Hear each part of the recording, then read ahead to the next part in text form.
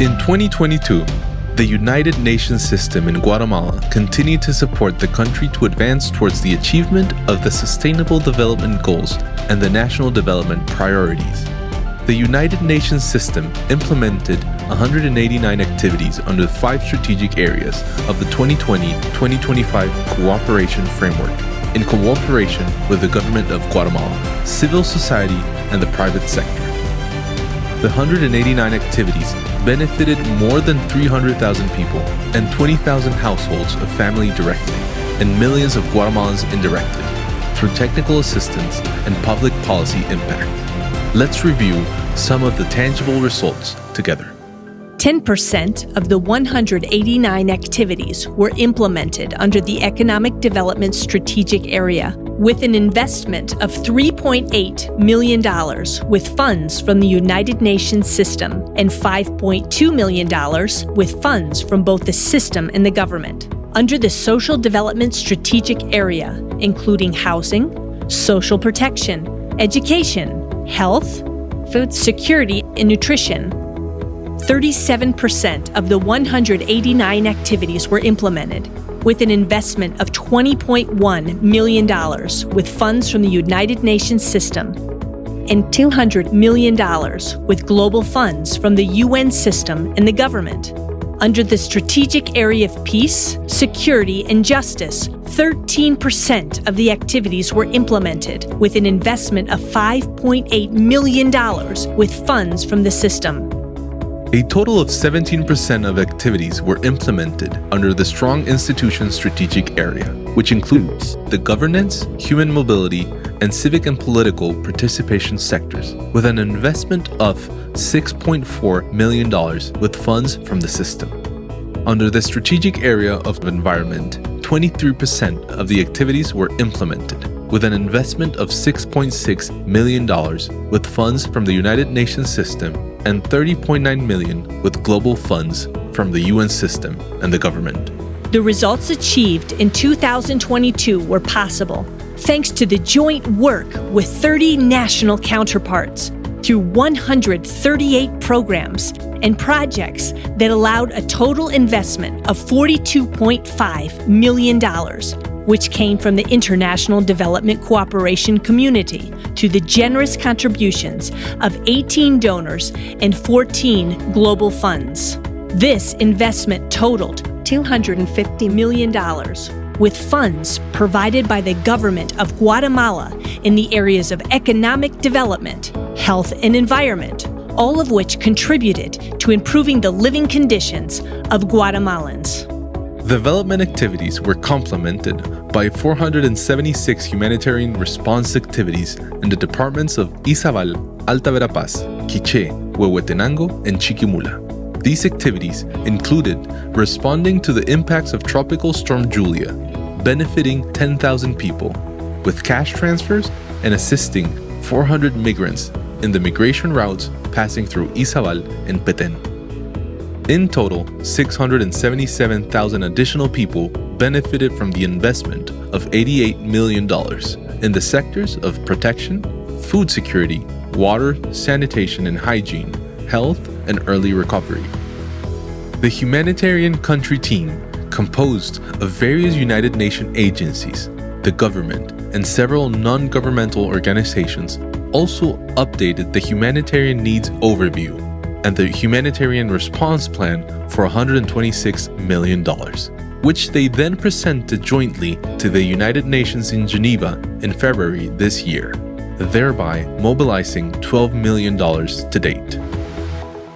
Among some of the results achieved by the United Nations system, together with its partners, we can highlight: in the strategic area of economic development, activities were implemented in the western, northern, and northeastern regions, as well as in the south of the country, aimed to strengthen the employability of youth and women, value chains, and access to the means of production in markets.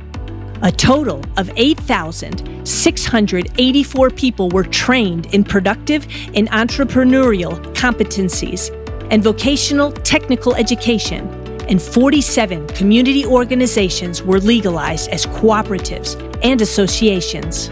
The Financial Inclusion Manual and the Business Training Guide benefited 468 women who received credit through the BCIE Melit Banrural Fund in the amount of $3.8 million. In the strategic areas of social development, activities were implemented in the western, northern, and eastern regions of the country, dry corridor.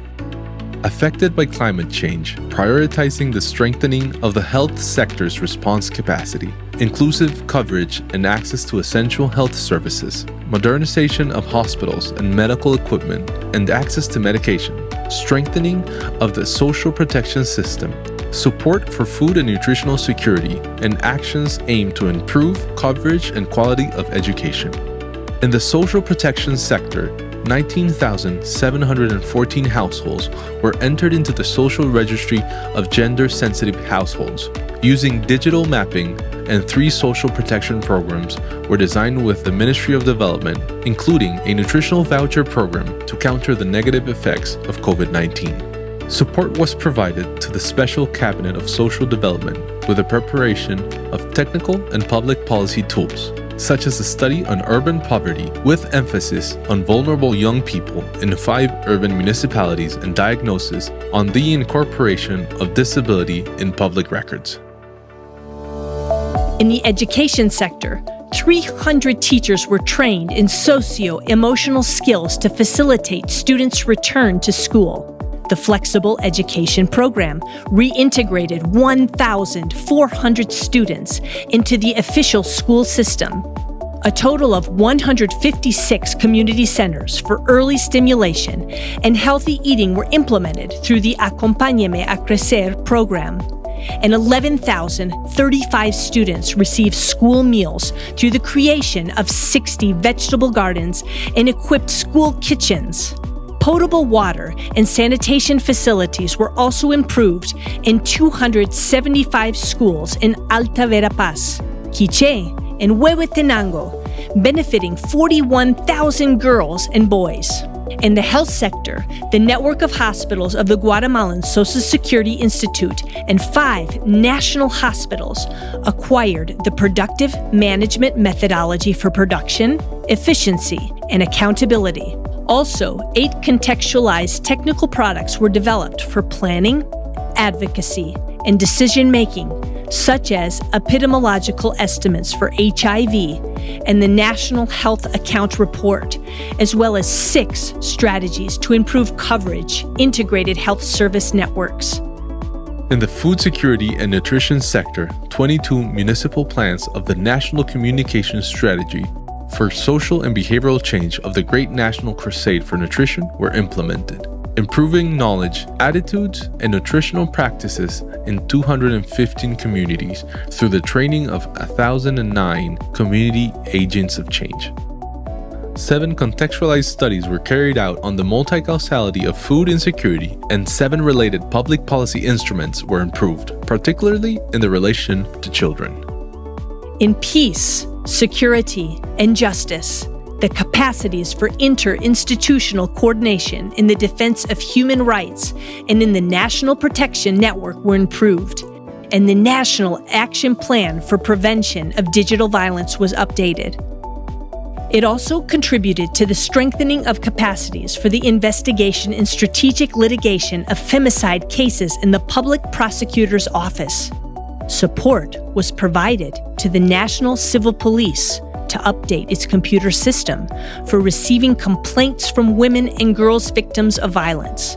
Support was provided to the institutionalization of the gender equality policy and the protocol for attention to cases of violence against women promoted by the Supreme Electoral Tribunal. In the strategic area of strong institutions, we supported the strengthening of national statistical system by generating 14 statistical products, including vital statistics and the baseline for the flagship program of the government, the National Nutrition Crusade. We supported the protection of and response to people's needs in conditions of human mobility, the civic and political participation of women and young people, and the fight against cybercrime.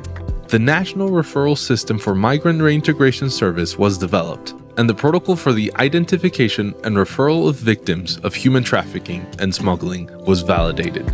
In the strategic area of environment, activities were implemented in the northern and eastern regions of the country. 2,734 hectares of land were conserved and 650 hectares were reforested in 60 communities in 9 municipalities. And $167,520,000 were mobilized through a small grants program to promote, innovate, inclusive and scalable initiatives to address environmental changes.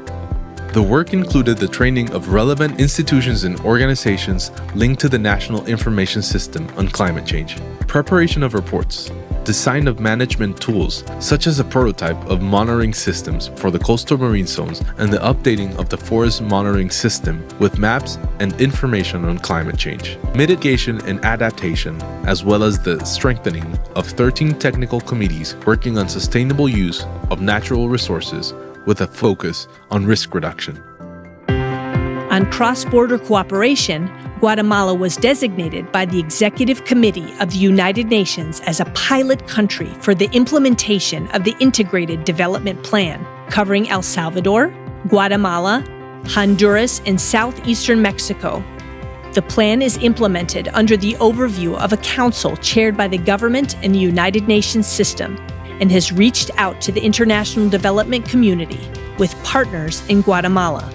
The United Nations system has identified almost $40 million in activities aligned with United Nations Sustainable Development Cooperation Framework of Guatemala.